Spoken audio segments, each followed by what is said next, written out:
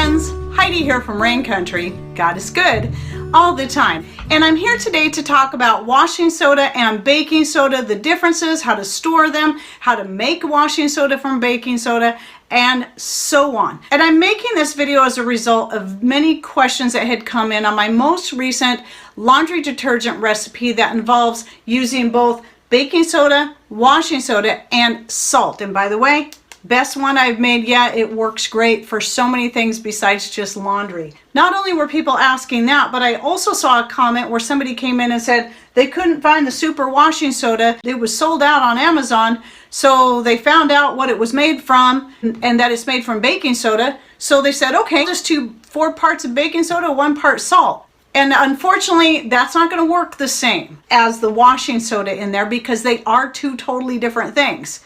I say totally different, even though you can actually make washing soda from baking soda. So how is that? And I'll talk more about how to do that later in the video. But first, let me go over, these have different names. Washing soda and baking soda are just the common names they're referred to by. Baking soda is sodium bicarbonate, NaHCO3.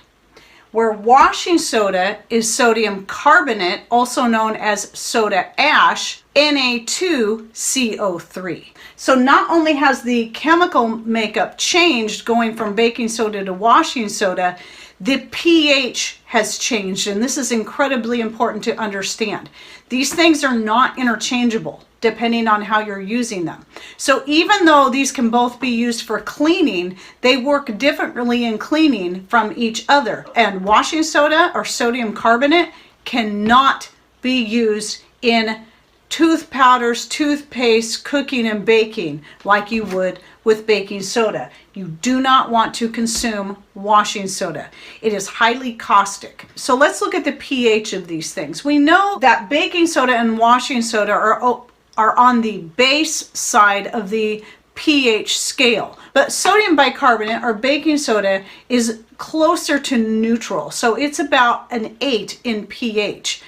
But when you turn it into washing soda, the pH now goes all the way up to 11, which is a pretty high pH. Now, if you don't understand the difference between acids and base, well, the higher in pH you go, the more caustic it becomes. The same applies when you go the opposite direction to the lower end of the pH scale, then you end up with an acid. So that means a high pH or base will burn just as much as a very low pH or acid. So that's important in understanding this. Now, when inhaling either one of these, they can kind of burn your lungs a little bit, but this is not going to be as harmful. It's just going to be more uncomfortable than if you're actually inhaling the washing soda, which can really burn the lungs and be very toxic. So this is one of the great reasons I was happy to do away with having to use the blender for making my detergent,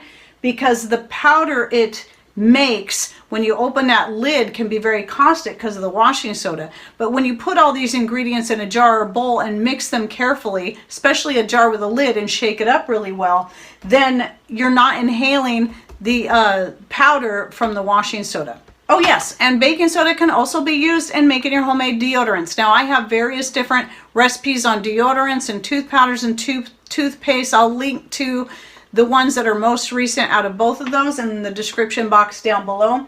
But I would never use washing soda or soda ash or sodium carbonate in any of those things. So even in using in laundry, you still have to be careful because washing soda can be harsh on some of your more delicate things.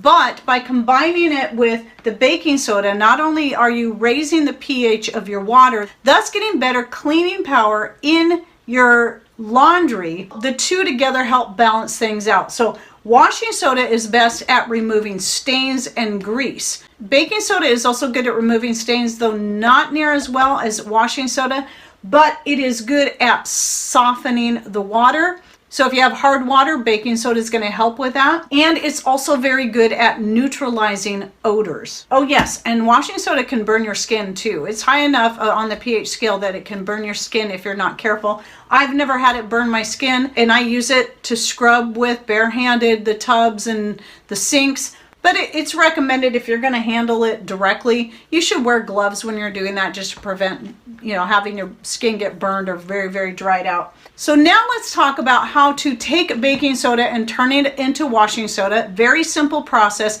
and why that might be the best choice for you and the cost comparison between buying the washing soda and making it yourself. So I personally have never actually made washing soda, but I do know how to do it, and it is super simple. And I stock up more on baking soda than I do washing soda, simply because I know if I run out of washing soda, I can always make it within an hour using baking soda. So how you do that is you're going to take your baking soda, you spread it out on a cookie sheet, you put it in an oven that's set at 400 degrees, and you let it bake for about 30 minutes to an hour. Now, I believe the reason there's this long time frame is that it's going to depend on how thick your layer of baking soda is in your cookie sheet. And it is also recommended that 2-3 times during the process, especially if it's a pretty thick layer, you kind of stir it up a little bit to make sure that heat gets in there. So really, it's only that exposure to heat that changes the chemical makeup, which is pretty interesting how that works. But when you think about it, you can take something like lye and fat and combine them together, and now they're no longer sodium hydroxide and fat, they're now soap. So it's something as simple as that. Taking two things, combining them together can make a totally different product. Same thing applies when you're applying heat to certain things, and that's what you have here.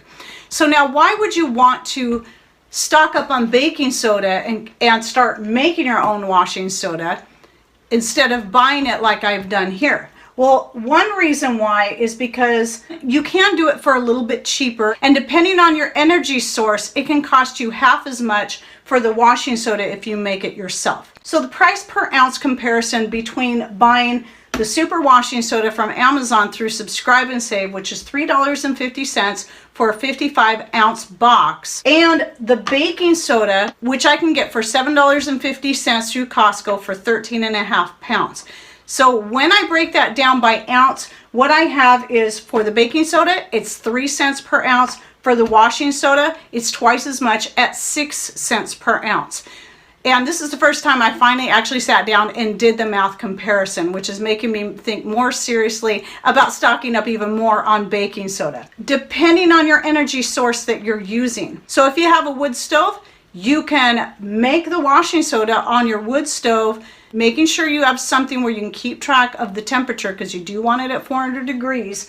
And then you can make it for half the price, which now, since I've done the price comparison, I'm going to start doing.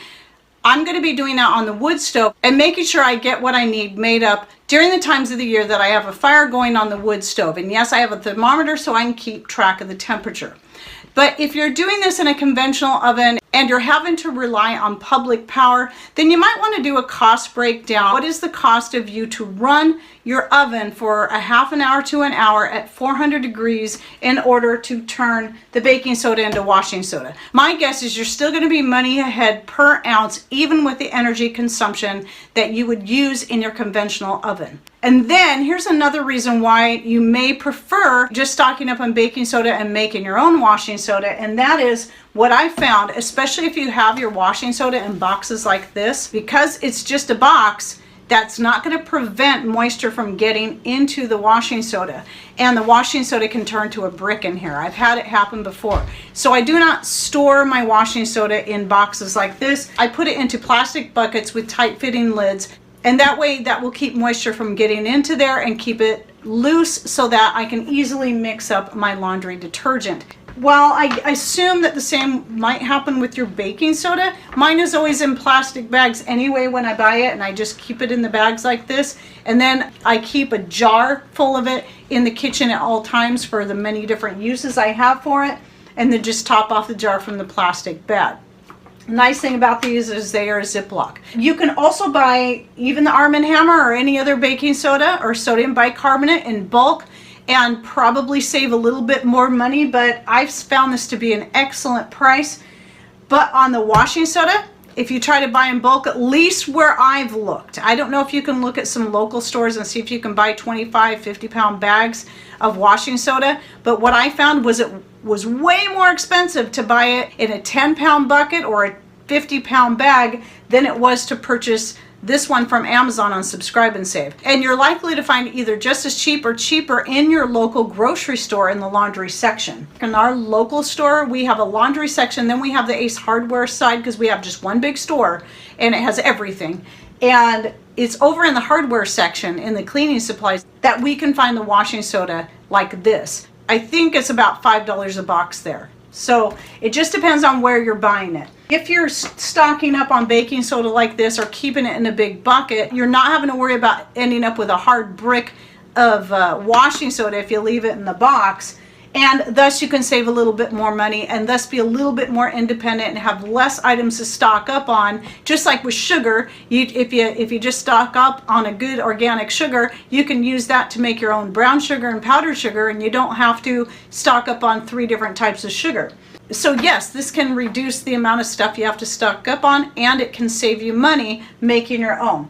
So I'm going to try to get a picture of the baking soda and the washing soda side by side so you can see the difference in color and texture. They are a little bit different. Washing soda tends to be grainier and a little bit more dull, where baking soda can have a more sparkly look and have a finer powder consistency than your typical washing soda. So when you go to make your washing soda from baking soda, these are a couple of the things you want to look for. Now, since you can't over bake your baking soda to turn it into washing soda, I would always go for the longer end. I wouldn't stop at 30 minutes. I'd let it go ahead and bake for the whole hour and still make sure that I'm stirring it 2 or 3, maybe even 4 times. So maybe every 15 minutes, go ahead and stir that around on the baking sheet. And down the road, it will most likely be into this and that video, I will do an update on making the washing soda from the baking soda. But for now, I really wanted to get this out there so people could understand there is a definite difference between the two and also where you can find them. So again,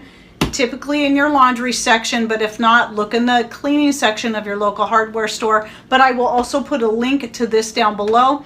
And the best price for the baking soda I found so far has been this 13.5-pound bag at Costco, and I get it online and get it shipped here for free because I order enough stuff to get the free shipping. And if you're more curious about how Costco online works, I do have a video just on that and all the many products that I order online. Since our closest Costco is 75 miles away, there's a lot I can do and they're always adding more. And I love that, and you can get free shipping if you know how to work it right. But it's different depending on what it is you're purchasing. All right, well, I hope you found this video helpful. And if you have ever made your own washing soda from baking soda, go ahead and share your experiences down below so that other people can learn from you as well. And I'll also be linking down below to the laundry detergent recipe, my newest one that I really, really love. So you can check that out in the description box down below. And anything else I think that would be helpful information in regards to this topic, I will also put in the description box. All right, well, thanks for watching. Take care and God bless.